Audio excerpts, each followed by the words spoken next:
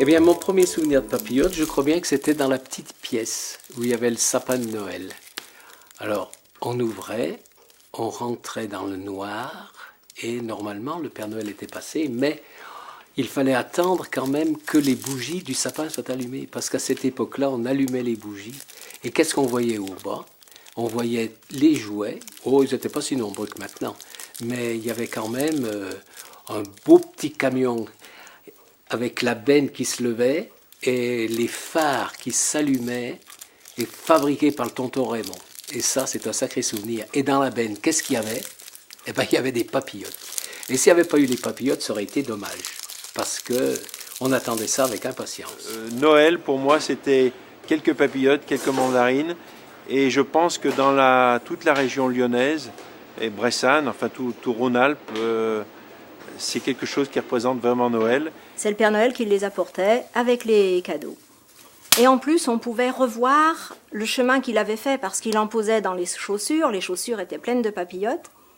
Mais en plus, on en trouvait un petit peu dans la maison. Par où était-il passé ?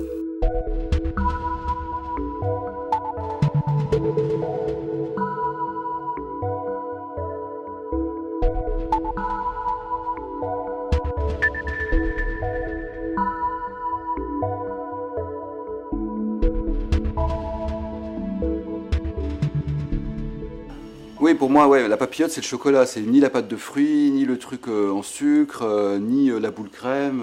C'est vraiment le chocolat ou le praliné, ou en tout cas quelque chose qui s'apparente vraiment au chocolat. Mais c'est parce que je suis un super gros amateur de chocolat et c'est indispensable qu'il y ait du chocolat dans les papillotes. C'est vrai que quand on parle de la papillote Révillon, on sait qu'on va trouver quelque chose de bon, on sait qu'on n'est pas déçu parce qu'on trouve à l'intérieur.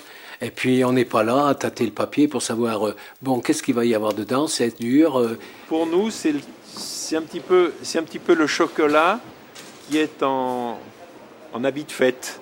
Moi, je trouve que c'est un objet très léger, voilà, qui appelle à beaucoup de légèreté. Il y a les petites franges là qui bougent. C'est pas un objet lourd. Je trouve que c'est ça qui est assez génial d'avoir trouvé ça. C'est un objet ça m'est déjà arrivé, qu'on a envie de jeter en l'air. Le festif, je le vois là-dedans, quoi, dans ce que l'objet dégage en tant que forme. C'est vraiment quelque chose de pur, d'assez simple finalement. Et tout le meilleur est à l'intérieur, je dirais. Il faut déplier. Ouais, c'est un objet. C'est un objet sympathique, qu'on a tout de suite envie de manger, et pas qu'envie de regarder.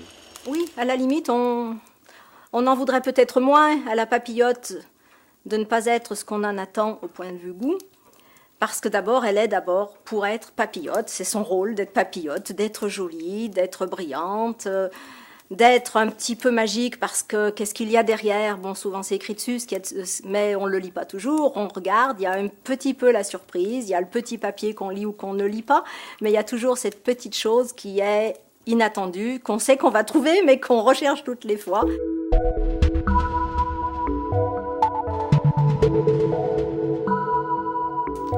Une bougie à côté, 2 bougies à côté, ça fait briller tout ça. Et ça devient un vrai élément décoratif.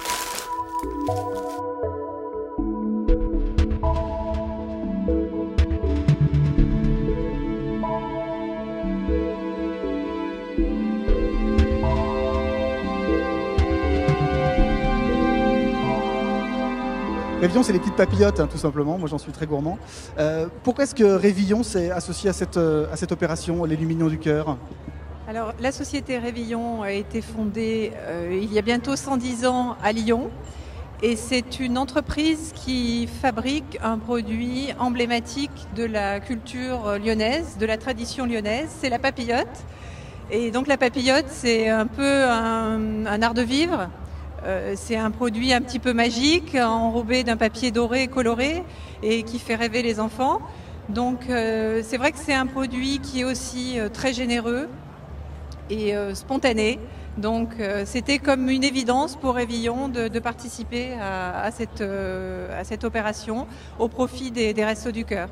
Dans nos brasseries, on aime bien garder les traditions et c'est pour ça qu'on a recherché la fameuse papillote pour remplacer le chocolat que l'on met toute l'année à côté du café, de façon à avoir, pendant les fêtes de Noël, respecté la tradition.